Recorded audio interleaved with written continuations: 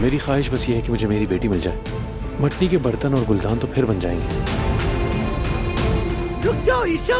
क्या वो मेरी जान को? हाँ, मेरे बाबा ने उनके साथ इतनी ज्यादतियां की, फिर भी उनका दिफा करती हैं। इसलिए मैं पढ़ना चाहती हूँ ताकि मैं उन औरतों के हुकूक की हिफाजत कर सकूं जो मेरी और मेरी अम्मी की तरह हैं। आपसे दरखास्त करने आई हूँ यहाँ। आप उस आदमी की गलतियों को छुपाने की कोशिश आखिर क्यों कर रही हैं? उसके माँ बाप ने उसी के लिए शादी की। मुमकिन है वो खुश और अच्छा खानदान बन जाए। क्या आप अपनी बातों पर यकीन रखती हैं? तुम्हें या किसने बुलाया? असल में तुम यहाँ क्या कर रही हो? ये तो मेरा घर है। रिपोर्ट्स तैयार है सारी प्रेगनेंसी की। आपके प्रेग्नेंट होने के बहुत कम चांसेस हैं।